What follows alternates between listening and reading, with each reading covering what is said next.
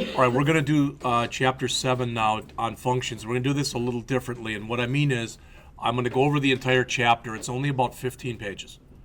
Then I'm going to show you during the break a very simple example that I wrote, not using functions, and then using functions, okay? Then I'm going to hand out that payroll iteration that I gave to you during the first week of class. I've got a new iteration of it that uses functions, okay? So we'll look at that. Finally, I'll hand out your homework. Your first homework has got 4 problems on it. 2 of those 4 problems, one we'll do totally as a class next week. All right, and the other one I'm going to ask you to transpose the handout that I'm going to give you and key it in yourself. All right, the other 2 problems you will be responsible for doing on your own. Okay, if we get all through all this stuff, then next week will be lab the entire week. So both Monday of next week and Wednesday of next week will be lab. If you start working on the homework and you run into any kind of problems, this may not be the most fortuitous day, but John told me, because I asked him the other day, he was here Friday from 8 to 1. He had 3 total people in 5 hours. And one of the people who was there did not need help. He was just there to do some stuff. So what I'm telling you is if you start working on the homework between now and Friday and you run into any problems and you need some one-on-one help, John will be here from 8 till 1 on Friday, and Mike comes in at 12. So if you really want to be double teamed, you could have both of them sit there and pick your code apart from 12 to 1. All right? But there is help available to you. All right? Okay, so Chapter 7 starts on page 119, working with functions. Again, if you are a true good programmer, okay, and what I'm about to tell you, most people don't fall into this realm. If I asked you to give me 10 pieces of information, okay? So I asked for your first name, your middle initial, your last name, your address, your city, your state, your zip, let's say your cell phone, your email, and something else I can't think of right now. All right, but if I asked you for those 10 pieces of information, chances are pretty good I wouldn't give you 10 different pieces of paper. All right, I'd give you 1 piece of paper and ask you to write all that stuff down. In much the same way, what most programmers do is if they need 10 pieces of information, they'll write 1 routine, and they'll put all 10 of those things in 1 routine. A truly good programmer would make 10 different routines, even though they'd be very short. But the reason is, if you have a problem with any one of those 10 pieces of information, you know right where to go. Because what you're doing is kind of a segregation, basically. You're taking everything and putting it into its own compartment or whatever you want to call it. And that's what functions are. All right? Ideally, a function is a unit of code that does one thing. And that's all it does. All right? But if I had a routine that I called enter input information and I had 10 things in it, you could argue and say, well, that's one thing. No, it's one thing, but it's got 10 parts in it. All right. You've been defining your own functions since we've been starting in here. Even main, that's your own function. But there's a lot of built-in JavaScript functions also. I showed you some of those. We looked at math.py and stuff like that. Calling functions and receiving data back from them. Understanding some of the built-in functions in JavaScript. Okay? So, this first sentence is kind of ominous for right now because for right now, don't worry about this. All right? So a JavaScript function is a collection of statements that can be called from elsewhere in a JavaScript program. Not only can it be called from elsewhere, but the reason that you write functions is you can call that same function over and over again as many times as you need to, all right, as many times as you need to in a program, all right? So they're supposed to basically just have one job, do that one job, and do that one job well, all right? Again, that's the way it's supposed to be. Just in the same way that sometimes people get hired at a job, you're given a very specific job title, but as time goes on, now you got to do this, now you got to do this, now you got to do this, etc. All right, and a lot of times, unfortunately, that's what happens with code. Is people write code and they write it in a nice way, but then somebody else comes in, or maybe they come in later. I can also add this stuff in here. Oh, I can also add this stuff in here. Now, what should have been maybe 3 or 4 functions is now one huge function. And that's not a good way to code, but unfortunately, that's the way many people do code. All right. So the syntax says you use the word function, followed by the name of your function. Inside of the parentheses are any parameters or arguments that the function needs in order to be able to do its job. And functions must be between curly braces. Okay? Notice what it says, this tip here on the top of page 120. When a function is defined, the code isn't actually executed until the function is invoked. All right? The parameters, again, as we get on to page 120, that's what goes in these parentheses. Sometimes they're called parameters, sometimes they're called arguments. Unfortunately, with most people in IT, they don't like to use just one term to define something. They quite often have several different terms.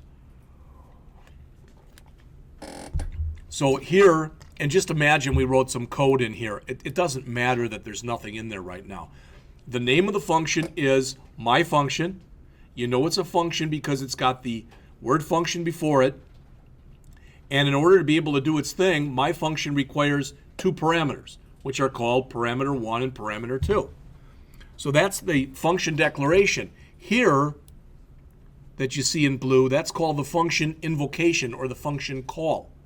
It's the name of the function, and since this requires 2 parameters, we need 2 things in here.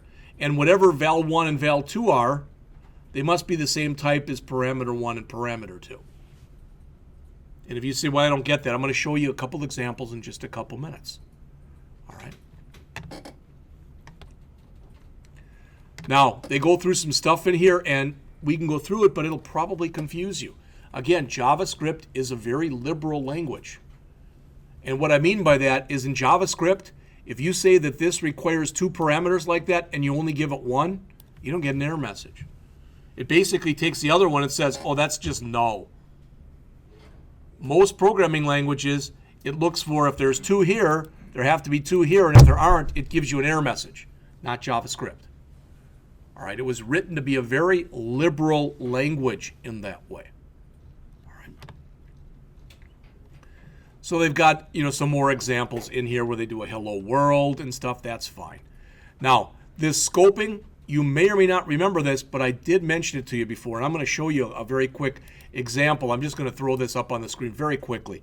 That if I do this, if I have function main, all right, var x equal 10. I'm not going to do anything in here, so I wouldn't copy this down. But I'm going to say here, function f1, and I'm going to create a couple of these. Oops. We'll make 3 of them.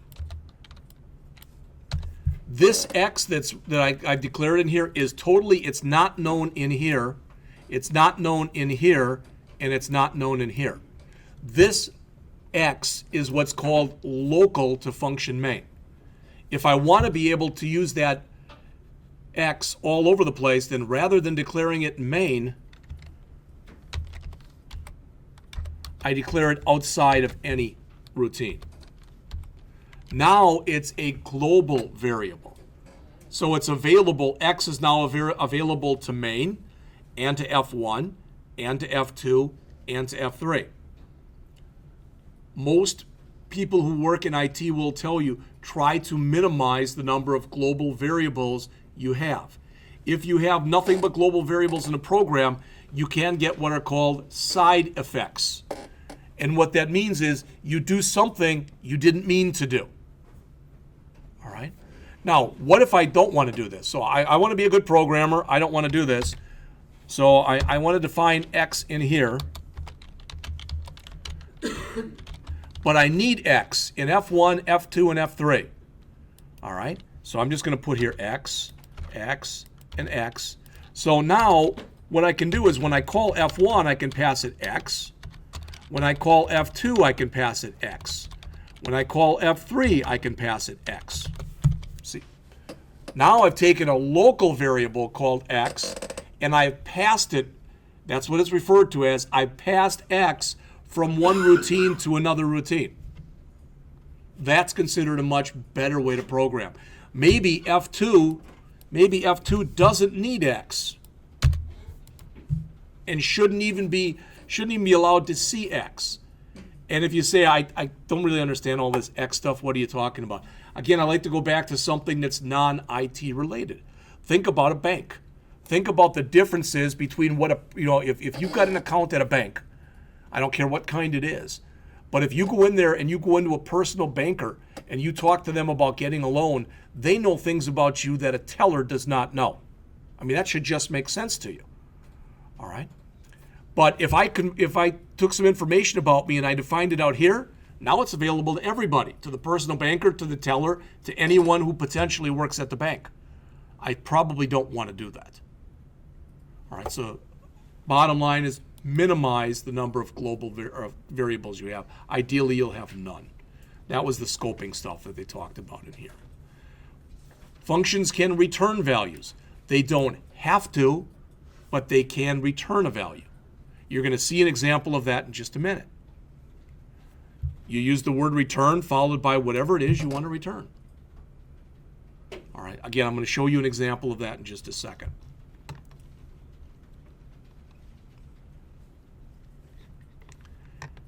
All right. As it says, you nearly always invoke a function with some arguments or with empty parentheses. So you either call it like this, which means that order fruit doesn't need anything, or you call it like this, which means to do its thing, order fruit needs a type and it needs a quantity.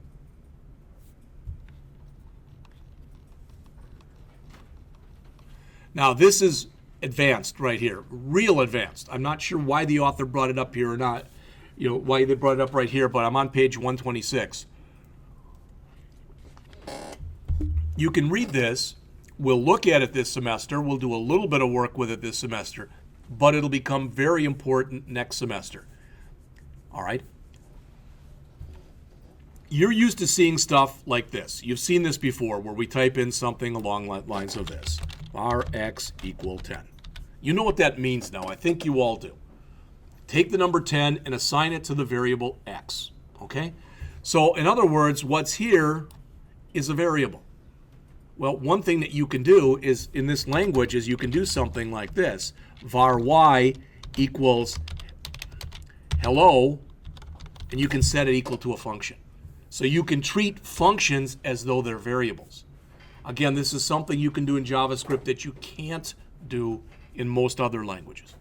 Not saying you can never do it, but you can't do it in most other programming languages. Would that return? Well, Would this that is. return what value it was returned in hello then? It would. I'd write it more like this, which is what you see up on the screen right there. So notice I'm taking div nums and I'm assigning it to the function, which returns first num minus second num. So if that was 10 and 2, all right, it would return 5 to div nums. So I mean, I would have had other stuff in there. I wouldn't have just said hello paren paren. I would have had something in there. And whatever I decided to do in there, whatever that result was, that return value would be sent back to the variable. All right. Even more complex than that is the concept of what's called closures. And closures, as it says, refer to the existence of variables outside of a function's normal execution context. I don't want to get into it right now because it's so easy to confuse people with this. This is a very advanced topic, but you might want to read it if you get some time and you have the desire to do so. All right. One thing I mentioned during the first week of class, you may or may not remember this, but I said that JavaScript is what's called an object-based language.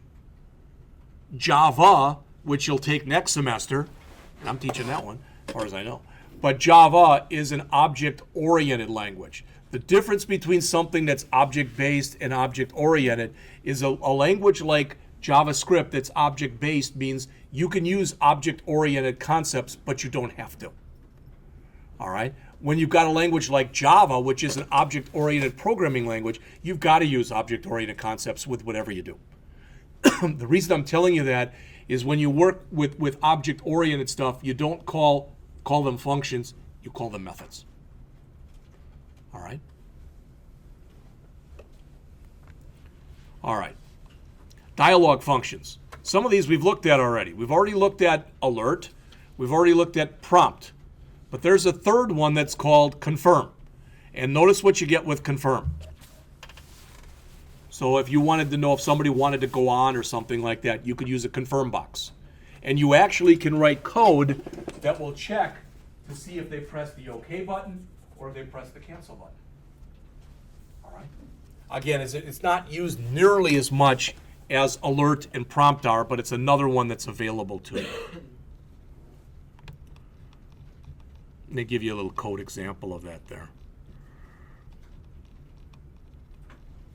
All right, and that's it. So what I'm going to do is I'm going to jump in and first show you this example that I wrote during the break, so it's not anything grand or glorious at all. But I said this. So imagine I've got a function called main. All right? And I'm declaring two variables here. Forget about the rest of it for right now. I'm declaring two variables, x and y. X is equal to 10 and y is equal to 7. All right? Then I'm declaring 5 more variables. So you can look at this and you know sum will be 10 plus 7 or it'll be 17. Diff will be 10 minus 7 or it'll be 3. Prod will be 10 times 7 or it'll be 70. Quote will be 10 divided by 7, so whatever that is, 1.4 or something like that. It doesn't really matter. And quote will be the remainder, so 10 mod 7, which will be 3, which is the remainder of 10 divided by 7. And there's absolutely nothing wrong with doing it like that.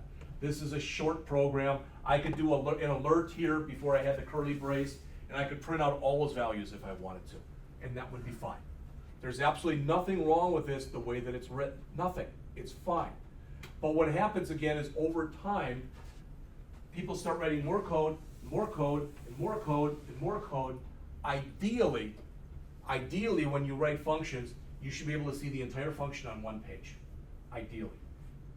It makes it much easier to debug if you can see the entirety of the function on one page. That doesn't always work. Sometimes you just can't. You know, I had a guy tell me once, I did it, Jeff. I wrote this huge function, and the good news is I put it on one page. The bad news is I had to use 2-point font. So literally, you couldn't even see it with a magnifying glass. All right? So I went back and rewrote that then like this. Notice the difference. Now, normally when you write these, I just did this for space reasons, but normally I'd have this on its own lines. But I just put it like this just so you could see all of it together. But now notice what I have. I'm calling two variables here, and I'm saying sum equals, so call this function called add2 and pass in x and y. So that'll return x, which is 10, plus y, which is 7. So it'll return 17, and it'll stuff it into sum. So this works exactly the way the other one did. All right? And you can look at it and go, yeah, there's a lot more code, it's a lot more confusing. No, it's a lot less confusing. Sometime in order to remove some of the confusion, you have to write more code. All right? It just depends. It depends on the language you're using and how you're using it. And I just want to make sure you understood what I was saying. Normally, I would have written each one of these like this. So I would have put that here, and then I would have done this, and then I would have done this. And I would have done it like that for every single one of these. All right, and there should be another one here. All right. But I would have done it like that. I didn't have room to do all those. That's all. All right. So that's it for Chapter 7. So what I'm going to do right now is I'm going to pass out a fourth iteration of this payroll problem, and I want us to take a quick look at this.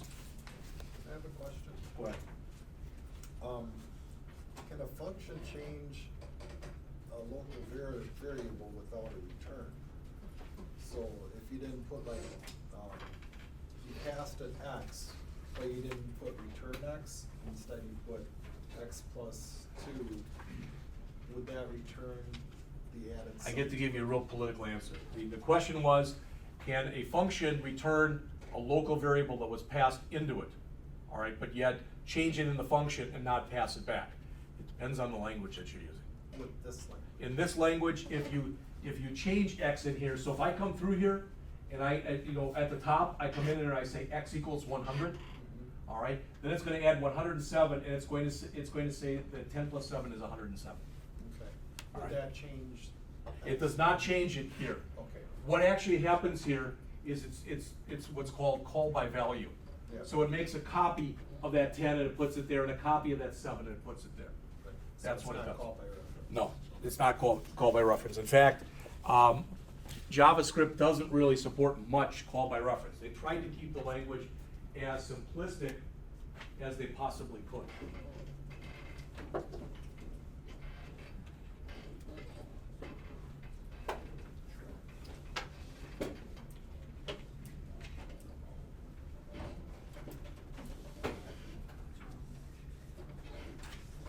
Did everybody get one of these? All right.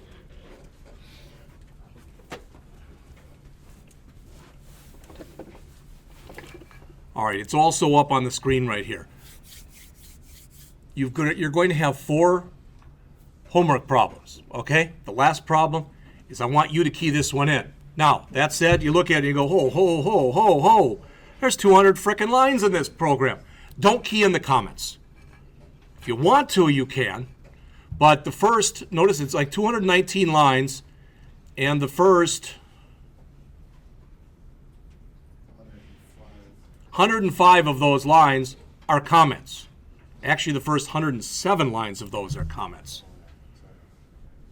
All right, so the first half just about of the program. If you want to key them in, feel free to do that, but you don't have to. All right? Now, I broke a lot of the rules I just mentioned to you, because if you look on the screen right here, or on your piece of paper, I've created a whole bunch of global variables. Wait a minute, Jeff, you just told us not to do that. You're going to get another iteration of this program next week or the week after, and in that iteration, I have no global variables. I passed everything. Okay? But these variables, since they're defined outside of any function, they're global to the program, which means that any routine in this program, including main, any routine can use these. And if they change them, they're permanent changes. All right? So if you make changes to a global variable in any routine, it's a permanent change. That's another thing that people use when they talk about not having global variables. It's the old idea of the keys to the kingdom, that if you make all your variables global, you're giving somebody the keys to the kingdom. It's like, I'm going to be away for this weekend, but I'll tell you what, I'll give you my house keys. All right? And you might say, well, and if I say, would you do that? You'd probably say right away, well, it would depend on who you were telling that to. If I knew them and if they were a friend, yeah. If it was somebody I found on the street and I said, here's my house keys, you probably wouldn't do that. All right? And some people say, no, it's not a member of my immediate family. I would never give anybody any keys. All right? And that'd be more like having local variables. All right, so most of these should make sense, and I did put comments after them. But when you look at everything that's here on these lines that are now in gray, first name, last name, hours worked, pay rate, and gross pay. Hopefully that all makes sense. But this program, unlike the earlier ones that I showed you, this program will also allow, it does a couple other things. First, it allows a person to get overtime. So if you work over 40 hours a week, you get time and a half for each one of those, for each minute, basically, you worked over 40 hours. Okay? So in other words, if I work 50 hours, I get time and a half. It's like I get paid for 55 hours. Does that make sense? All right. I use examples like this because it's ones that most people can identify with. So your regular hours are your non-overtime. That's between 0 and 40. Your overtime is anything over that. The biggest number of hours you can work, all right, the biggest number that you can work without having overtime is 40. Now you'll notice that I took these variables here and here and I put them in uppercase. Some browsers support it when you put this in here. So if you come in here and you type in this, const, which means it's a constant, which means it can't change its value. Not all browsers that we use support that. Some get confused. So I just left them as vars. Okay, I just wanted you to know that. Here, we're going to count how many total employees we had, and we're going to keep track of the total gross. Well, how do we do that? every time we read in a new employee, we'll add 1 to total EMPs. Every time we figure out somebody's gross pay, we'll add that gross pay to total gross. Does that make sense?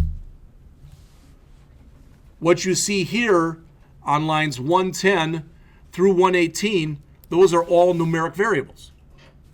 These two are string variables, and this one is a Boolean variable. All right? That's stuff that is hopefully all making sense to you by now, all right, as you start to see this. Okay? So we've got a function called main. It says while keep going. Well, I said keep going equal to true. So to say this, while keep going, this is a shortcut for saying while keep going equal true. Either one of those, either the one I wrote here or the one I wrote here, just wrote in the comment, will work. All right? Most people use the first one because it's less typing. So as long in main as I want to keep going, I put this into a while loop. So notice here's the beginning of my while loop, and there's the end of my while loop. You can see if I highlight that curly, it shows the one that connects to it. So I want to keep going. I'm about to read in a new employee, so I'm adding 1 to my total number of employees. I'm inputting their first name. What does that mean? That means that control of the computer, if you look on the screen here, leaves main, and it goes down to here. And whatever you put in there for your first name, all right, you'll notice that there's no return statement in there. And you say, Jeff, you said you have return statements. You don't need return statements because these are all global variables. You don't need return statements when you have global variables because you're making a change to the master, so to speak. There's just one I'm not going to say one copy, one iteration of it that you're all sharing. All right, then we do the same thing with the last name. Then we do the same thing with the hours worked. And you'll notice when you go down into hours worked, I didn't put any input validation in here. So if I put hello in there for the number of hours worked, it's gonna give NaN, and I'm gonna get garbage for my output. This was already 219 lines with a comment, so I tried to keep it down. But ideally, if you're writing this for an actual application setting, you're going to be putting, at a minimum, you should be checking to make sure it's numeric. Plus, hours worked, they probably should be positive, and probably you need some kind of a reasonableness check. In other words, I would say that most people probably couldn't physically work more than 12 hours a day, regardless of the type of job they had. All right, so I might check and say that hours have to be greater than or equal to 0, and hours have to be less than or equal to 84. That would be what's called a reasonableness check as I'm validating my data. All right, I didn't put any of that in. So then we do the same kind of thing with pay rate. So you can put astronomically big or small numbers in here, and the program will take them. All right, then we calculate the gross pay. Ideally, what you're seeing here is look at these functions. Very small, very small, very small, etc. Now, when we get to calculate gross pay, it's a little bit bigger because we're accounting for a possibility of overtime. But look, it still fits on one screen. All right? And this means they got overtime coming, so the regular hours is 40. All right? In fact, I didn't even have to do that. Where I said regular hours equal 40, what I really should have done is said regular hours equal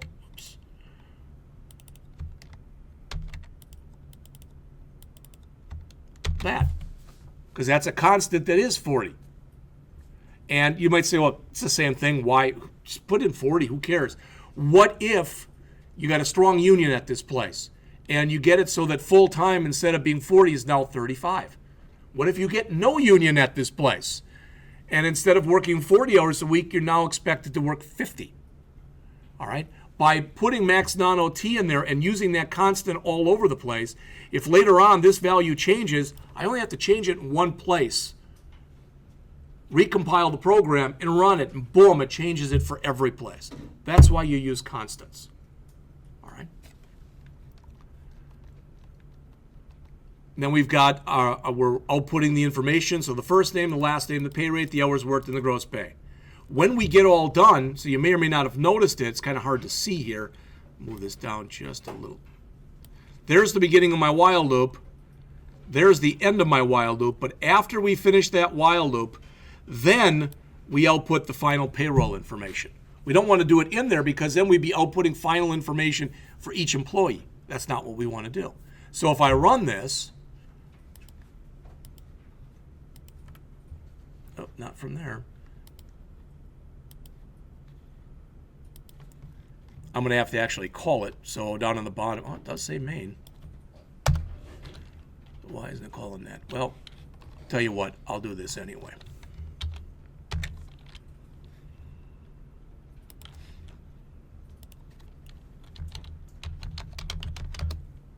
In fact, even more than JSBit, I'm just going to put it in the JavaScript runner.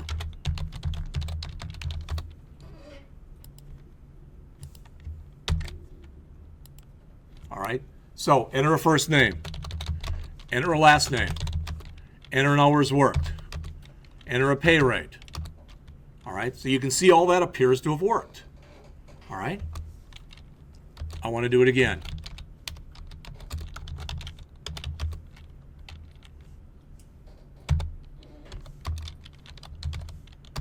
Now I just check my overtime. 50 times 20 would be 1,000, but since 10 of those hours were time and a half, it's 1,100. All right, now if I stop now, do I want to run it again? No. So notice, 2 employees, $1,500. John made 1,100, I made 400. So you can see all the stuff that we're doing in there. All right, so that's one of the ones that I want you to work on.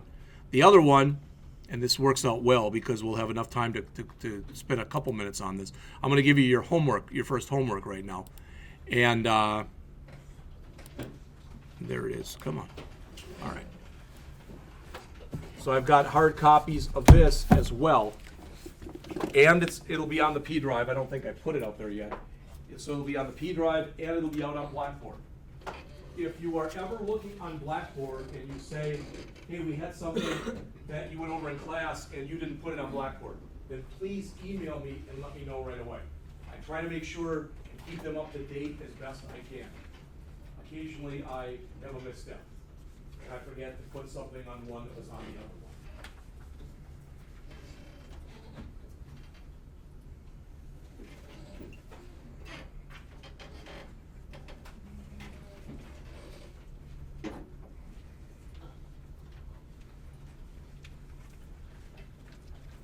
All right, so again, this will be your first homework assignment.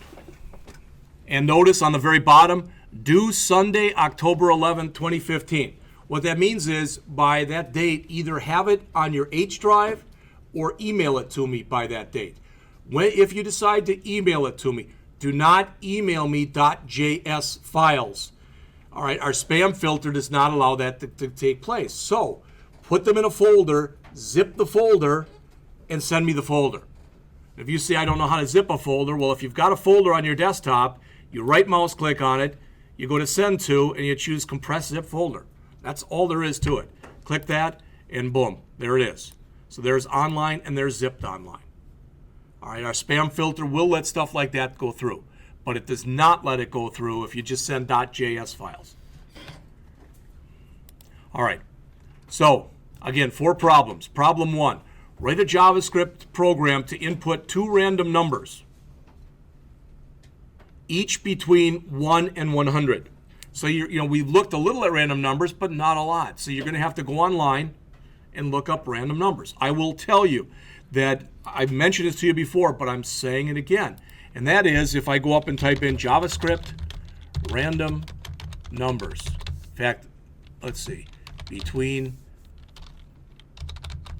1 and 100, which is what you're supposed to do. Notice that one of the first things that's going to come up most of the time is going to be W3 schools. And they give some really good examples. So here's how you generate a random number between 1 and 10. If you leave that plus 1 off of there, instead of giving you a random number between 1 and 10, it's between 0 and 9. You were asked on this example to generate a random number that's between 1 and 100. So you'll say something like this and just replace that 10 with 100. So I'd say var num1 equals, and then paste this in with 100. Var num2 equals, and paste this in. That's it. What's math.floor mean? All right, the question is, what does math.floor mean? All right, what happens when you work with this stuff is any random number generator does not, like if I ask for this, it does not give you a number between 1 and 10 by default. It gives you a number between 0 and 1. It's got to be less than 1 and greater than or equal to 0. By using the floor function, what you're saying is, I don't care about whatever you give me. So if it's like 6.83, I don't care about that 8.83. Give me the 6, but then add 1 to it. So that's one of the built-in JavaScript functions. And if there's an instant, not only is there floor, but there's another one that's called, I think it's ceil, C-E-I-L, for ceiling, which works just the other way. All right. So again, if you run into problems with this, start looking at places like w3schools.com for some help. All right, so once you do that, calculate the following.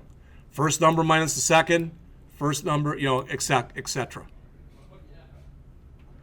Put all the results then in a single alert statement. Now, I didn't say you had to do this, but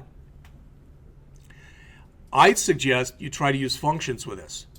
You don't have to, because I didn't say you had to. Now, I want to tell you this, and I think that, though they just left, of course, but the second-year people in here would agree with this.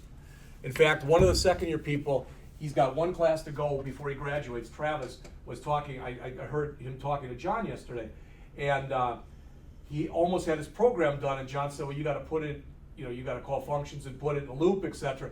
He said, no, I like to just get it to work once and make sure my logic works okay. Then I can worry about breaking it up into functions and using loops and whatever.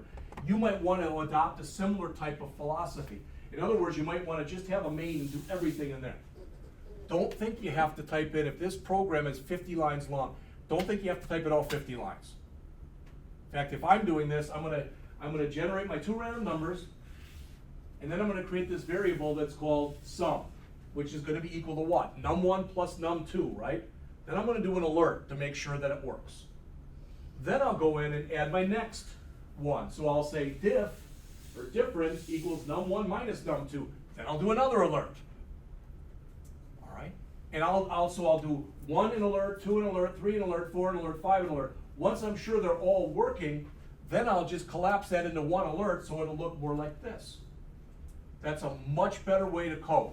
Some people, some programmers, and especially the more adept and the more experience you get at this, feel like you have to do everything and then start testing. No. Write a little, test a little. Write a little more, test a little more. All right?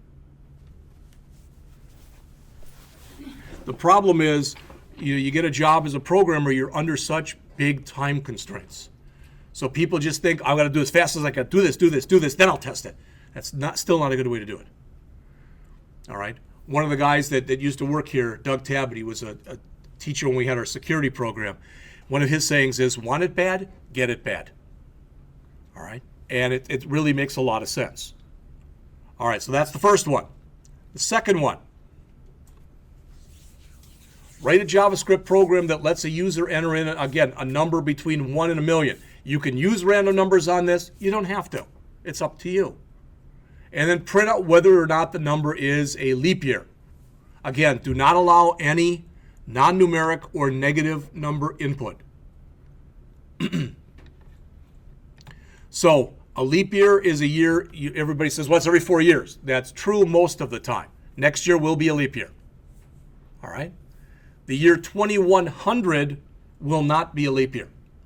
Because the way that it works is if if years are divisible by 100, they have to also be divisible by 400 to be a leap year.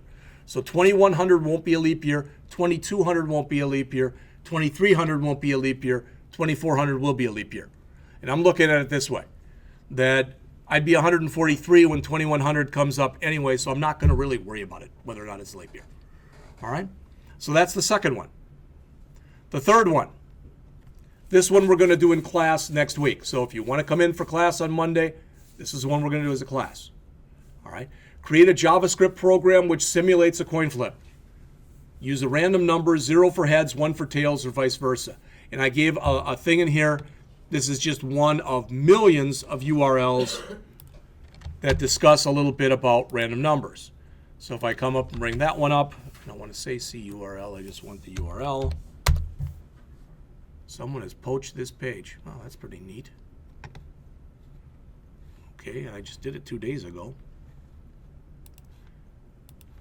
I have to find something else. That's because I got all that. This is what I want.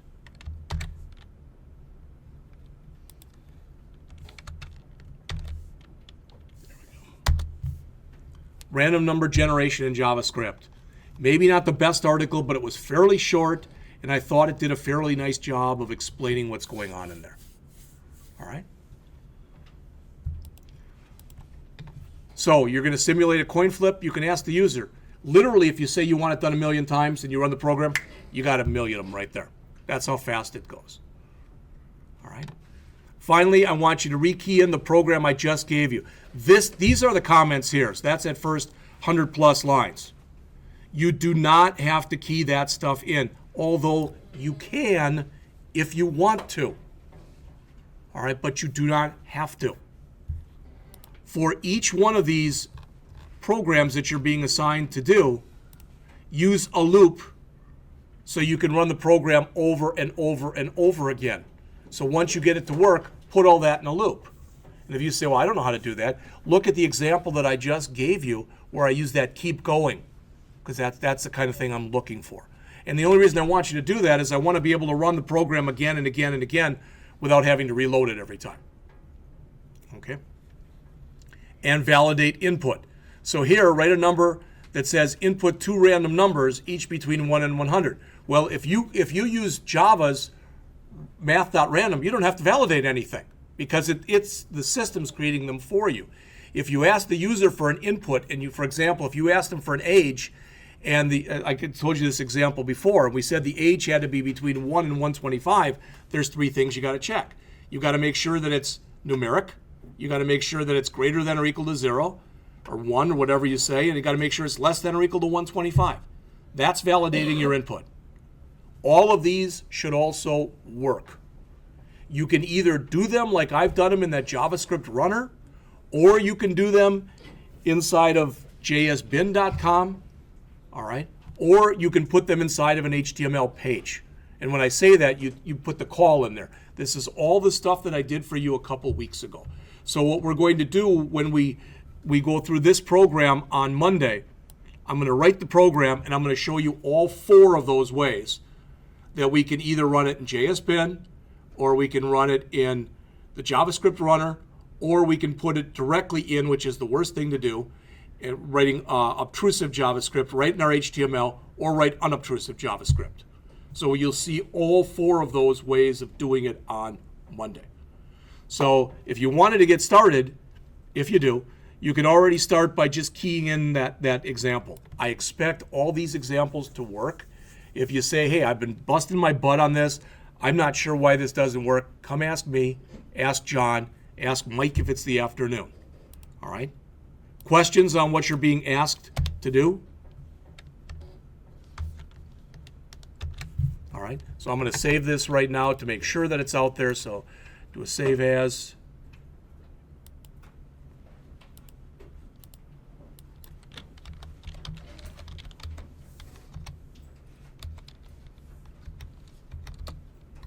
So there's the first homework, and it's saved there. And I'm also going to do a save as, put it there again, and save it in PDF format.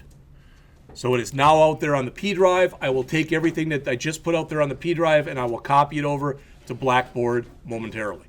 All right, that's it. That's all, folks. So Monday, it'll probably take the first hour to do that, and you'll have one of those problems done. All right, the rest of Monday and all day Wednesday will all be lab. Please fill out those sheets and turn them in. Yeah, if you have those sheets for John, please drop them off before you leave today.